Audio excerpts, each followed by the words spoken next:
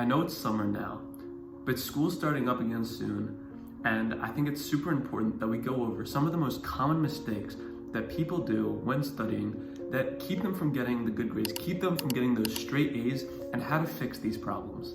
And as much as I'd like to give you some of the more conventional, healthy advice like you shouldn't cram or you shouldn't stay up super late studying, I can't in good conscience talk about these topics too much because I personally and a lot of very high-performing students that I know have unfortunately used a lot of these unhealthy study techniques that, though they aren't super good for your mental health, they do translate into pretty good grades. So I don't want to talk about that too much because unfortunately when you are studying something really hard in college, occasionally you do just have to suck it up and endure some very late nights. Instead, I want to talk about some behind-the-scenes issues that you probably haven't even thought about. And the first mistake I've seen way too many people make while studying is giving up too early.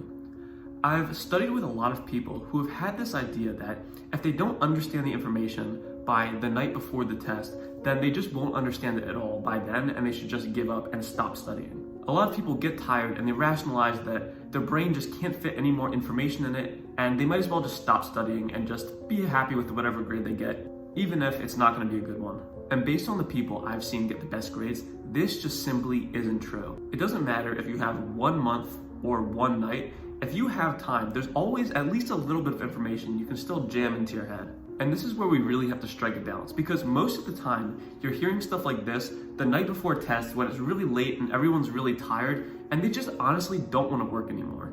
And though this is super relatable and we've all felt it from time to time, telling ourselves that we're simply not going to learn the information if we don't know it yet is simply a bad way to think if we're super set on getting those good grades. You have to switch your mindset and understand that as long as you have time, you can always learn more information. Even if it's only a little bit, there's no cap to the amount of information that your brain can hold in it. So the belief that your brain is going to stop absorbing information just because you're tired simply isn't true, and you shouldn't use it as a benchmark to decide when you should or shouldn't study.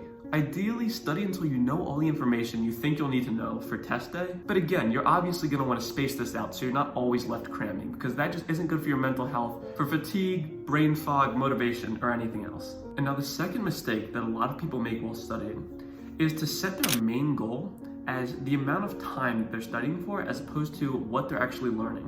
So a lot of people, especially people who look at study content online, we'll see these super long study sessions, people doing their 8-hour Pomodoro sessions, and they'll figure to themselves, if they're not also studying for this much time, then they're simply just not being as productive as these other people. So a lot of people will set the time frame as their goal instead of the end goal of just learning the information. And this can be super counterproductive because if we allot ourselves a certain amount of time, say 8 hours, to do a bunch of work, regardless of what happens, we're gonna find some way to fill that 8 hours. Even if it isn't used productively, we're just gonna find random, unimportant, trivial information to sort of fill in that time period. So instead of focusing on the key topics that you're gonna need for test day, it's gonna be so much easier to just go look at tangential information, maybe little sub-blips in a textbook that just aren't really important for what you need to know for the test. As impressive and as validating as these really long study sessions can be, a lot of the time they just aren't super helpful in getting what you actually have to get done.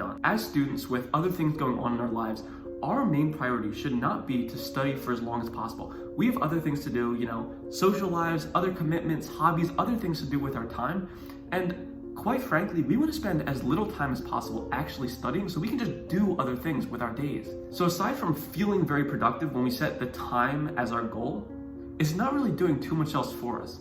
Focus on the information that will give you the biggest return on test day, the most relevant, the information that's been gone over the most in class, and don't focus on the actual time period that you're studying. Focus on understanding the information, and when you're done understanding, stop and go do something else. And now the third and final study mistake that I've seen way too frequently is taking far too many breaks in between your study session. Of course, we don't want to be burning ourselves out by studying for hours straight and never giving ourselves any time to rest.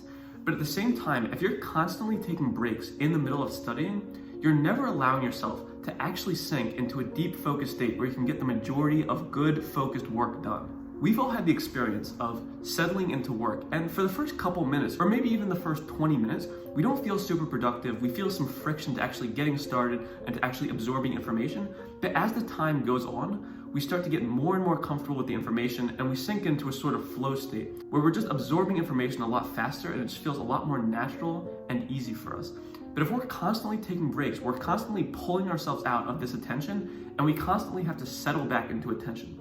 And this is especially harmful if we're taking a bunch of tiny micro breaks. So if you're constantly checking your phone or social media for a minute or two in between studying, you're constantly pulling yourself out of this deep focused state, and you're constantly forcing yourself to resettle into it. So you could be studying for 8 hours, but if you're constantly checking your phone, then the actual productive amount of time that you've been studying for could have been closer to 2. So you might be sitting there, but you're just not getting focused work done. It could be a lot more beneficial to actually plan out when you're gonna take a break.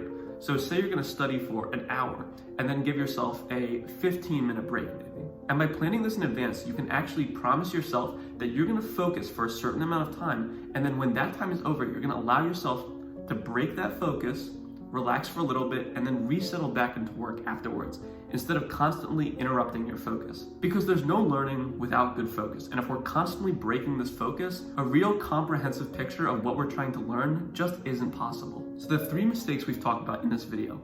First, stop giving up too early. Just because it's late or just because you're tired doesn't mean you can learn more information. Second, stop setting the time frame as the goal. Nobody cares that you're studying for 8 hours. Take as much time as you need to understand the information, and then stop and go do something better with your time. And third, stop taking excessive breaks. If you want to get into a flow state where you can actually focus into your work and absorb information, you can't be constantly breaking your focus. It's just not possible. Now, I really hope you guys can find these tips useful. If you like videos like this on studying and productivity for college students, I really recommend you subscribe. There's going to be a whole lot more videos like this soon.